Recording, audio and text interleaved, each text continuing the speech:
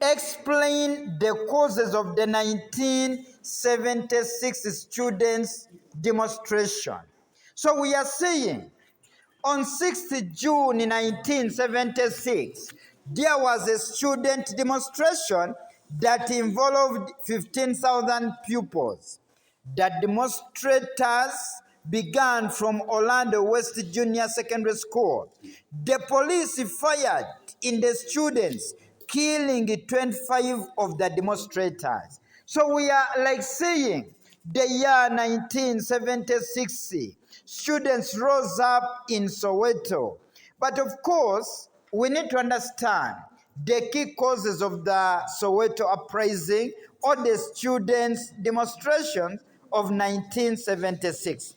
Number one, the killing of the 25 demonstrators on 16th June 1976. So it is said when 25 demonstrators were killed, these were rising up against the whites. When they were killed, this made many people to join the struggle, and this led to the Soweto uprising. Then the fear of the students to fail exams taught by the teachers who were not fluent in African language.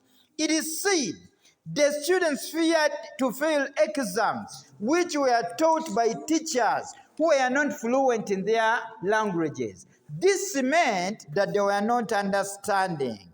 Another one, the unpopular plan of Dr. Vorowid to impart lowest technical and academic skills in the black students. It is said Dr. Vorowid had a plan of giving low levels of education to the blacks. This annoyed the blacks.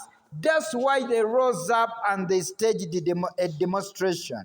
Another one, the need by the students to emulate Samora Machel and Dos Santos of Angola. It is said Samora Machel of Angola and Dos Santos rose up against the whites in their colonies, in the Portuguese colonies. So it is this that made the South Africans also to rise up. They were saying, as Samora Machel is rising up, even as we need to rise up. Then the poor living conditions in Johannesburg. For example, 1.5 million people are living in houses designed to accommodate only 60,000 people. Can you imagine? Poor living conditions. They were living in poor conditions. That's why they rose up against the government. Another one, the joining of the black students by the colored ones. So it is said, even some colored students joined the blacks. As some colored students joined the blacks, it is this that led to the Soweto uprising. Because the blacks were saying, even the coloreds are supporting us. Another one, lack of electricity in southwest townships of Johannesburg. It is said 86% of the houses were not electrified. Many people didn't have electricity. They challenged the government for this, and it is this that led to the Soweto uprising. Then lack of clean water in southwestern townships. It is said they were not having clean water. That's why many of them were dying of diseases. So they based on this to challenge the whites. Another one, the role of the Blacker Conscious Movement, BCM. It is said Blacker Conscious Movement mobilized the people everywhere, telling them to rise up against the whites. As they rose up, it is this that led to the Soweto uprising. Then the role of the Soweto Students Representatives Council. It is said this was influenced by a man called Steve Biko. Steve Biko, a thinker in politics, organized the students and they joined the Soweto uprising. Then the 1953 Education Act, which clarified that there was to be no equality among the blacks and whites. The Education Act was favoring the whites more than the blacks. It is this that made the blacker students to rise up. Then the prevalence of only one hospital in southwestern townships. We are saying today there was only one hospital in southwestern townships. This meant that many people are not getting treatment. That's why they rose up in the Soweto uprising.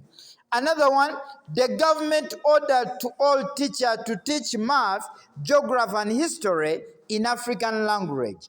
This annoyed the students. That's why they rose up. Then the role of Archbishop Desmond Tutu, who opposed the 1974 education changes.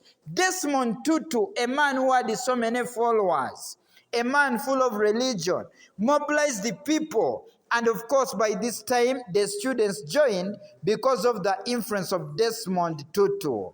Then, the high unemployment due to high population among the blacks. It is said when the blacker population was increasing, this meant by this time that there was what you call high unemployment.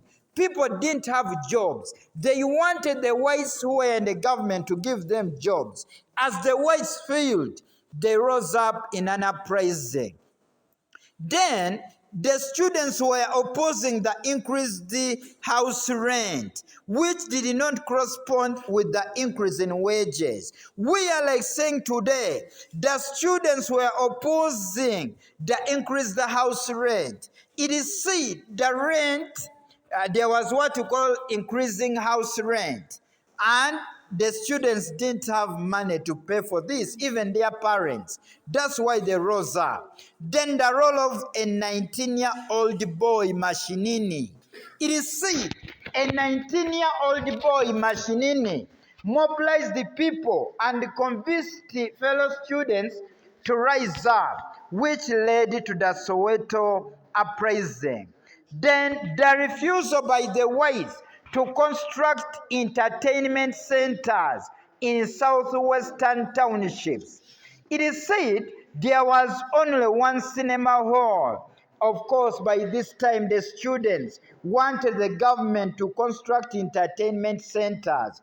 That's why they rose up. Another one, lack of bright street lights in Soweto, which led to the murdering of many blacks and day and night. Many blacks, day and night, were killed as there were no lights, and this made them to rise up. Then it is said the expulsion of the missionaries from the African schools. We are like saying today, the missionaries who at least had great courage and had great love to the Africans when they were expelled from the African schools.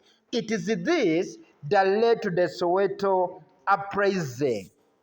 Then the students were demonstrating against inadequate funding. The whites were spending 100 pounds on the white students as opposed to only 6.50 spent on African students. We are like saying today, there was discrimination where the whites for them were favored and Africans were not